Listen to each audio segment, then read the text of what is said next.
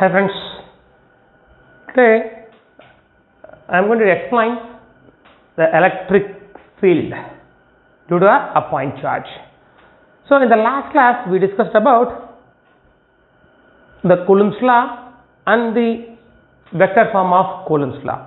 So Coulomb's law is a force between any two charges we discussed in the last class, and then the force on a single charge due to the multiple charges.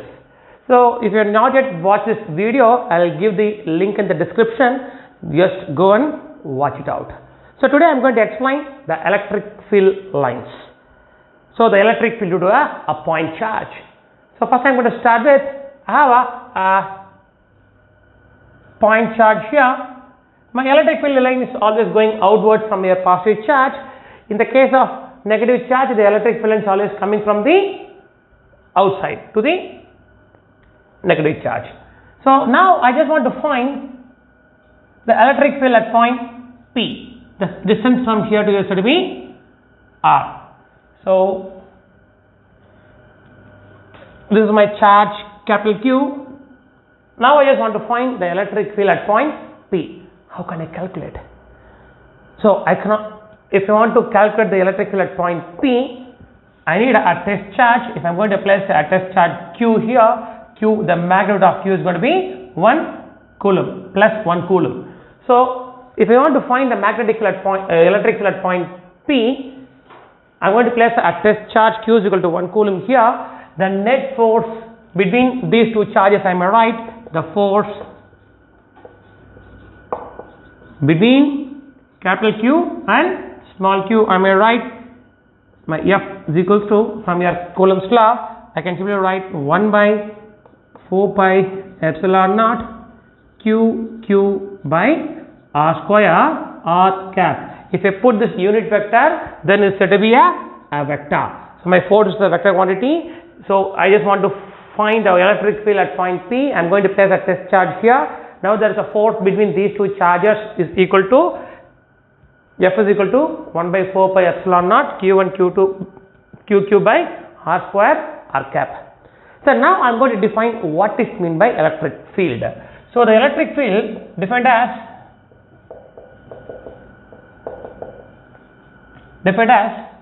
it's a force experienced by the unit positive charge when you are placed at that particular point, the required point. So my electric field is defined as it's a vector quantity, it's a force experienced by the unit positive charge. So now this is the force between these two charges. This is my equation 1 and this is my equation 2. If I substitute this equation here, so my equation 1 in 2, then I may write my electric field equation E vector equals to, if I substitute this value here, this q and this q gets cancelled. So 1 by 4 pi epsilon naught q by r square r cap. So this is the final expression for the electric field. So my electric field defined as is a force experienced by the unit positive charge when you are placing at that particular point. So my electric field is directly proportional to my q and inversely proportional to the distance. If you are moving away from the positive charges, what's happening? Positive charge or negative charge, the magnitude of the electric field decreases. Next, I am going to write the expression for the electric field at a point P due to the system of charges. Next I am going to explain now.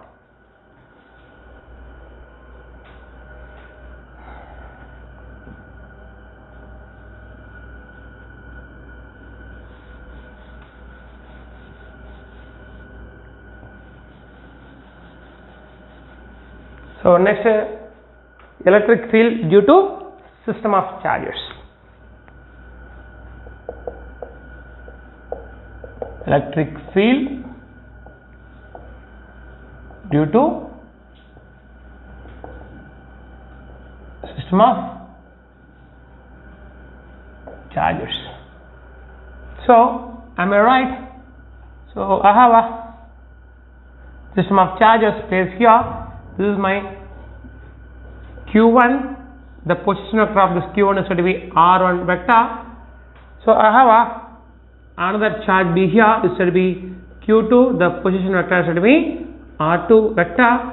I have another charge here, it's going to be Q3, the position vector is going to be R3 vector. So now I have a system of 3 charges. So now I have a system of 3 charges. So now I just want to find electric field at some random point P. This P may be here, anywhere. So I am going to find the electric field at the resultant electric field at point P due to this system of charges.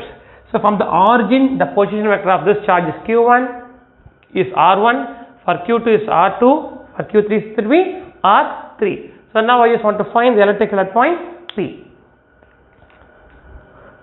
So I am considering all my Q1, Q2 and Q3 are the positive charges.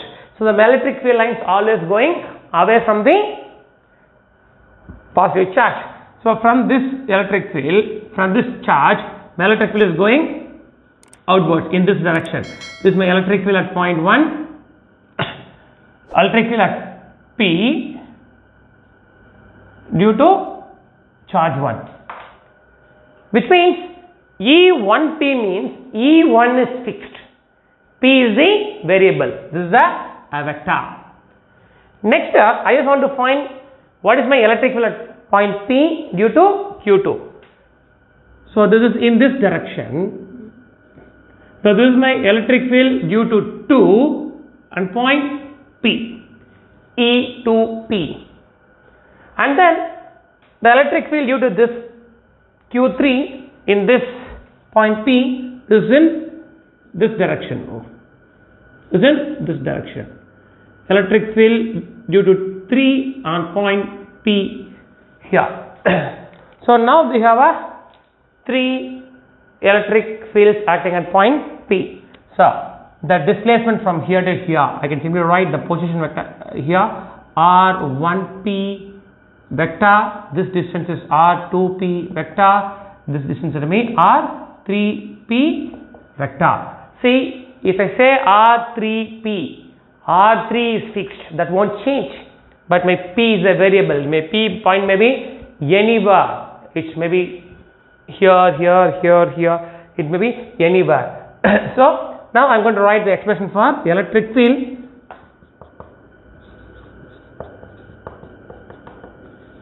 at P due to Q1. Then I will write the equation E1P. This is nothing but electric field due to 1 at point P. It's a vector 1 by 4 pi epsilon naught Q1 by R1P square R1P cap. Similarly, I can write the expression for the electric field at point 2, electric field at point P due to Q2. I can simply write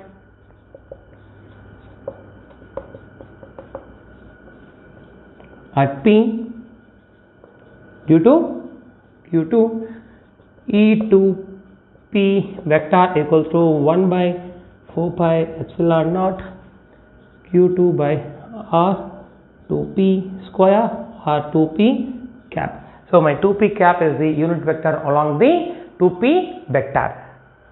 Next, I can similarly write the expression for the electric field at point P due to Q3 here. Electric field at point P due to 3 E3P. Okay, right here equals to 1 by 4 pi epsilon naught Q3 by R3P square R3P cap. So this is my equation 1 and this is my equation 2 and this is my equation 3. So now I just want to find the resultant electric field at point P. So you can simply write the net electric field at P. I may write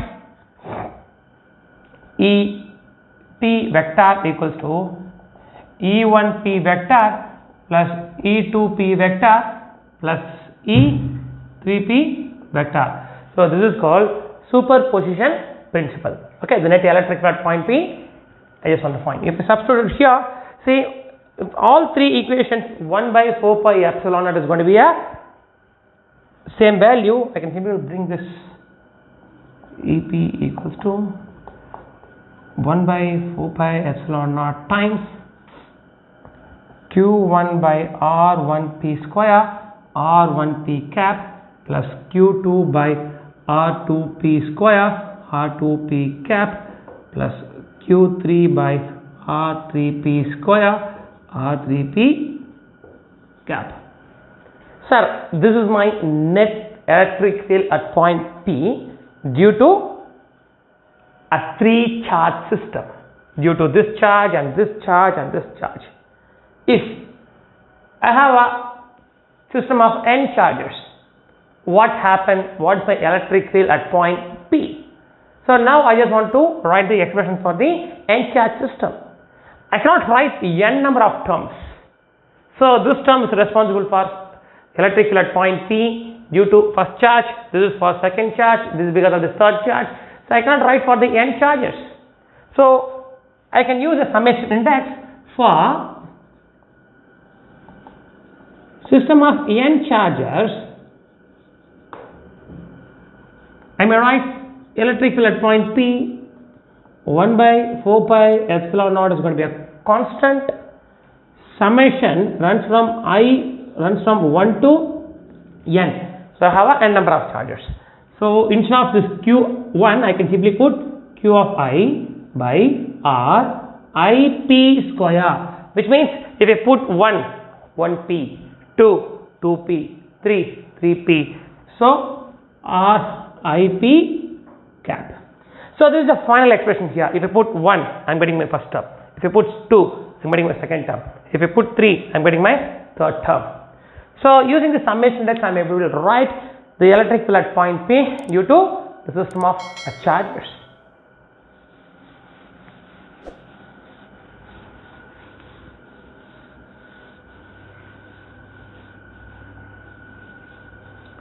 Okay, so the properties of electric field lines.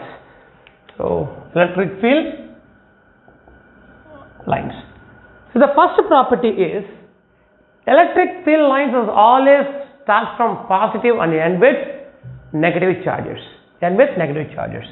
So I have a positive charge here and I have a negative charge here.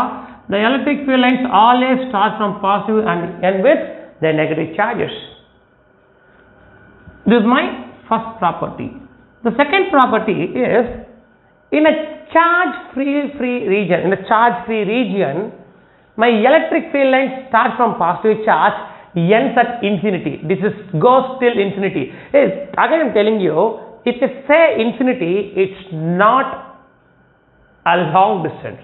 It's an unknown point. Okay, it's unknown distance. So, in a field-free region, in a charge-free region,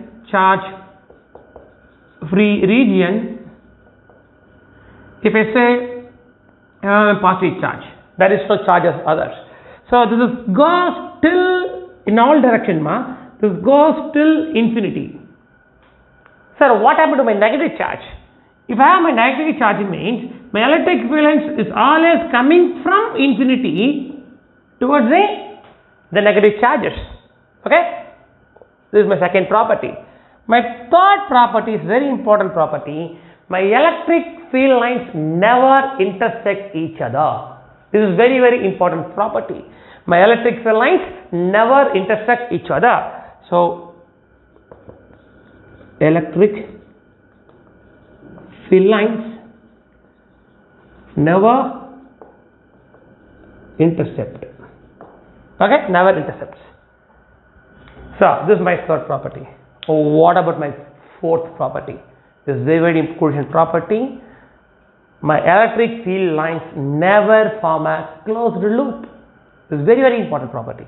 So the electric field lines never form a closed loop. This is my fourth property. So never form a closed loop.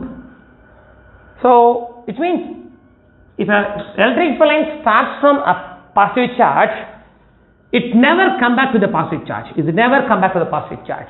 So it always goes till infinity. It's never come back to its original position.